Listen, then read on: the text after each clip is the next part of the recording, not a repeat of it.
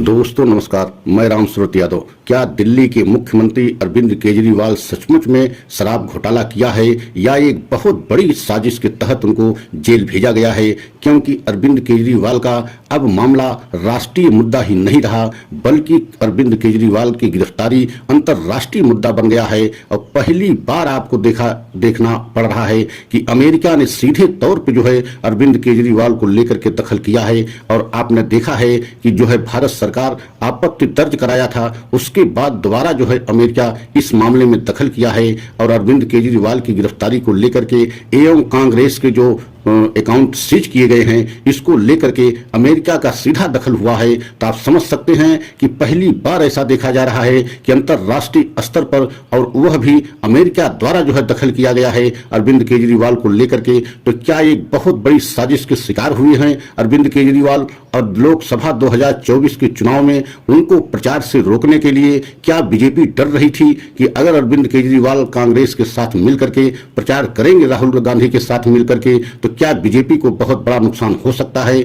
इसकी वजह से उनके खिलाफ एक बहुत बड़ी साजिश रची गई। ऐसा हम इसलिए कह रहे हैं कि कल आपने देखा है कि अरविंद केजरीवाल राउत एवेन्यू कोर्ट में जब पेश हुए थे, ईडी के हिरासत में थे, मतलब इस समय ईडी के जो है कस्टडी में अरविंद केजरीवाल हैं और रिमांड पर हैं। लेकिन जब कल उनकी रिमांड खत्म हुई और पुनः रिमांड के लिए ईडी उनको राउत एवेन्यू कोर्ट में लेकर के आई, तो उन्होंने इतना बड़ा खुलासा कर दिया और इतना बड़ा सच बता दिया कि पूरी बीजेपी और ईडी को सन्नाटा छा गया। और पूरे देश में अब सवाल ये उठने लगे हैं कि क्या अरविंद केजरीवाल को एक बहुत बड़ी साजिश के तहत उनको जेल भेजा गया? क्योंकि अरविंद केजरीवाल स्वयं जो है कोर्ट में एक बहुत बड़ा सच का खुलासा करते हुए उन्होंने बताया और पूरे देश को जो है संदेश दिया कि जिस व्यक्ति के गवाही पर हमको जेल भेजा गया है, उसको जो है स्वयं ईडी जो है बतौर आरोपी और शराब घोटाले का मुख्य आरोपी के तौर पर 2022 में 10 दिसंबर को जेल भेजा, 10 नवंबर को जेल भेजा था। और जेल भेजने के बाद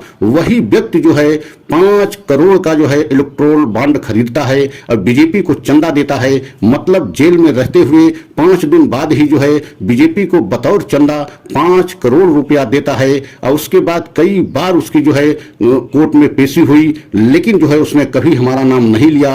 और यहां तक उसने बताया कि हमारे ऊपर ईडी दबाव डाल रही है कि आप अरविंद केजरीवाल का नाम लीजिए, लेकिन इसके बाद भी उसने कभी नाम नहीं लिया। लेकिन जब 5-6 महीना वह जेल में रहा और उसके बाद ईडी से क्या डील हुई कि मतलब 55 करोड़ जो है वही व्यक्ति पुनः बीजेपी को चुनावी चंदा के रूप में बॉन्ड खरीद करके बीजेपी को चंदा दिया। और उसके बाद जब उसकी जो है जमानत की याचिका दाखिल की गई तो ईडी उस पर विरोध भी नहीं किया और उसकी जमानत हो गई। और उसी व्यक्ति को बाद में ईडी जो है बतौर सरकारी गवाह बना करके तब हमारा नाम जो है मतलब 6ठी बार उसने लेता है, 5 बार उसने हमारा नाम नहीं लिया।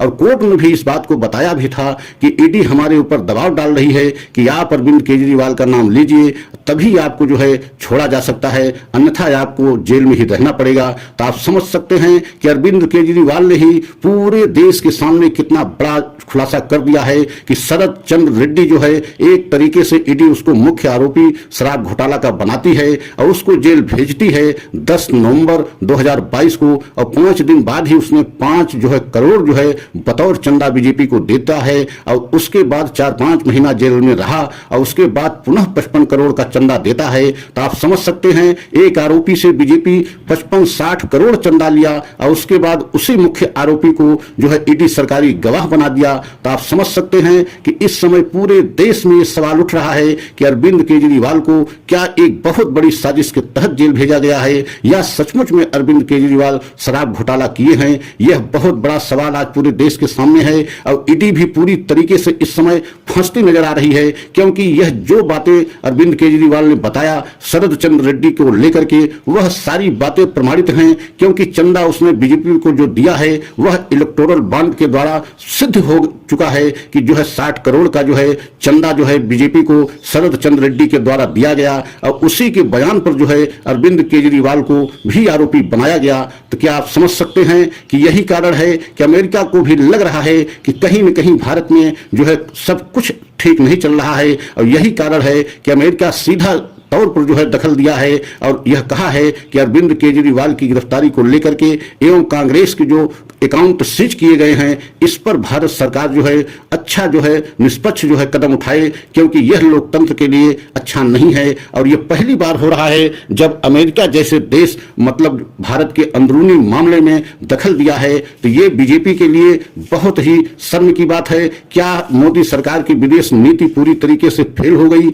अगर फेल न होती तो अमेरिका किसी भी तरीके से भारत के अंदरूनी मामले में दखल न देता। इससे साबित होता है कि प्रधानमंत्री मोदी की विदेश नीति पूरी तरीके से फेल हो चुकी है, जबकि प्रधानमंत्री तो ये कहते हैं कि हमारा अमेरिका से बहुत अच्छा रिश्ता है, लेकिन अगर हमारे अंदरूनी मामले में अगर अमेरिका दखल कर रहा है या सच को दखल कर रहा है, क्या अमेरिका को भी लग रहा है कि अरविंद केजरीवाल के साथ या कांग्रेस के जो खाता सीज किए गए हैं इसमें बहुत बड़ी एक तरीके से बीजेपी की साजिश है, इसलिए अमेरिका दखल कर रहा है, या अमेरिका इसलिए दखल कर रहा है कि भारत की विदेश नीति पूरी तरीके से फेल हो गई है और भारत का संबंध अमेरिका से अच्छा नहीं है? क्या इसका जो है कारण है, या जो भी कारण हो ये आने वाले समय में दिखाई देगा। लेकिन इतना तो सच है कि अरविंद केजरीवाल का मुद्दा अब राष्ट्रीय मुद्दा नहीं रहा बल्कि अंतर्राष्ट्रीय मुद्दा बन चुका है। और विदेशों में भी इस समय अरविंद केजरीवाल की गिरफ्तारी को लेकर के विदेशों के अखबारों में हेडलाइन बन रही है कि बताइए सबसे बड़ा लोकतंत्र भारत है